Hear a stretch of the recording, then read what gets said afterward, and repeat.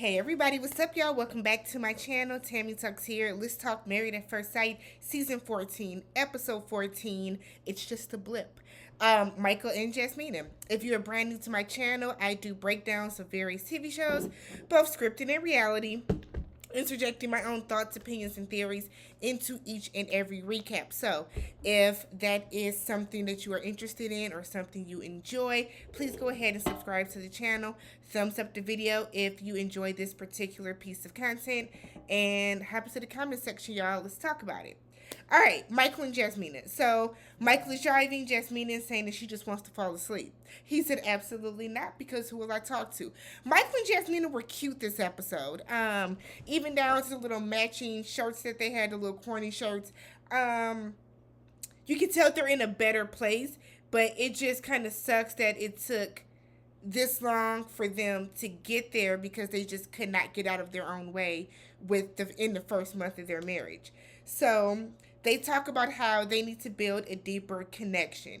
Michael asks, does, on a scale of 1 being trash and 10 being Will and Jada, like, where does she see them at right now? She said at a 5. And he was like, okay, 5 is not bad. He asked her, does she need to be at a 10 by decision day? She said no. She said the chemistry doesn't need to be at a 10. She said, but it definitely needs to be higher than the 5 that they are at. They arrived to the house second, so behind Mark and Lindsay, so they are able to get like the second best room in the house. I know y'all don't want to hear it, but Jasmina is trying. Jasmina is trying with Michael, but it is just kind of too little, too late. So they are out, and as everyone is sitting around talking, the guys are in the house in the house. Yeah, the guys are in the house cooking. Michael breaks the spaghetti. I said, Lord have mercy. Michael breaks the pasta before boiling it. But he talks about how him and Jasmina are in a good space right now. But he wishes that they hadn't waited so long to get to that spot. He says that they're at a point now where they can't afford a dip. They can't afford even the slightest thing to give them any type of setback because they might not be able to recover from it. Jasmina is outside talking to the ladies in the hot tub, and she's saying how she's worried about not having feelings for him by decision day. She's still hopeful. They're doing the work. We can see, we can definitely see that their communication is leaps and bounds better, but she's still a little worried that they just won't be where they need to be where she thinks that they need to be by decision day. They have a group dinner. Michael is like, Steve did all the cooking. He said, I broke the pasta. Jasmine said, don't tell nobody that. Don't tell nobody you broke the pasta. It's cute to see the little banter that the two of them have now, because we've spent so many episodes watching them just be watching Jasmina just be on a Michael's neck about the smallest blips in their communication. So Elisha asked him how is everybody doing now? We have 2 weeks left. Michael said that they have definitely communicated more, and he now feels it's like he now opens up to her more, and they're getting more vulnerable, and they're having these conversations, and they're doing more things that are putting them in a better space. And Jasmina jokingly was like, no, we're not. And he was like, wait, no. But she was like, it's refreshing to see that Jasmina has a personality outside of being mean. So, like I said, for a lot of people, it's too little, too late. But I am very pleased with the progress we've at least seen her make. If she's not attracted to him, she's just not attracted to him. But I've caught that from episode 1. If she has no attraction to him, she just has no attraction to him.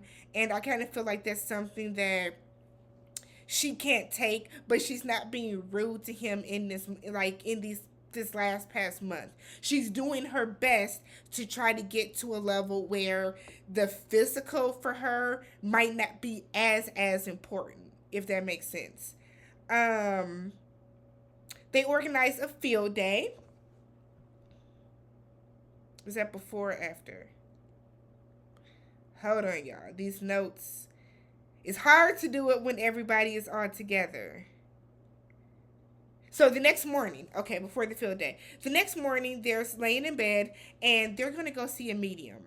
And Jasmina tells Michael to just be prepared because mediums can tell you things that only you will really know the answer to. So it's kind of being like it's on you to really it's on you to really decide if this lady's really being genuine with you or just trying to pull some bull with you.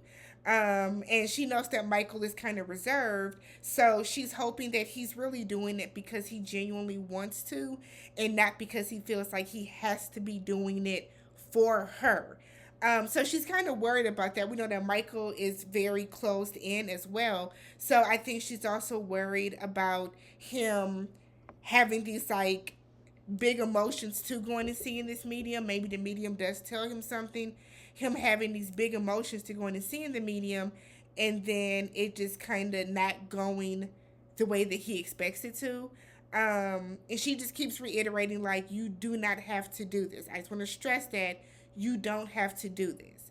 But he really wants to. So when they're talking with the medium, she tells him that she's able to see his brother.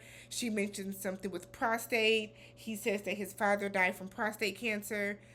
She then tells him that she sees a lot of boys in his future, and that he might have twins. Michael said, well, twins aren't in my family, but triplets are. Jasmina then comes back and says she's always wanted twins. So, but she knows that they're not in her family. So the medium tells them that they need to kind of stay together. Like, this is like they're really good for each other. She mentions that Michael was in love with Jasmina at first sight, and he admits that, yeah, you did take my breath away. We can see Jasmina getting visibly emotional because she can see that Michael is really trusting her with this information that the medium is telling her. So the medium tells them that if you guys decide not to stay together, Michael is going to take you 5 years to find another woman that will be as good a match for you as Jasmina is. She tells Jasmina it would take you about a year and a half, but the man won't be like Michael, and you're going to be regretting the relationship you're in because you didn't give this particular marriage a chance. Jasmina says she believes in mediums and that type of work. So she's gonna, they're gonna take it with the grain. I'm not saying with a grain of salt. They're gonna take heed to everything that the medium said, and it just gives them something else to think about. The medium saw them in California and with the boat and all this other type of stuff, and they were just kind of yucking it up, like, "Oh, we gonna have some money, okay, a boat." I said, "Okay," but like I said, it's good to see them getting along. So they plan a field day for everybody. And for their field day, they separate everybody into teams. So they are going to be playing with Stephen Noy against Elijah, Katina, Mark, and Lindsay. So they're going to do flip cup, kickball, and dodgeball. They had fun. Everybody seemed to have gotten along really, really good on it. It was just a good.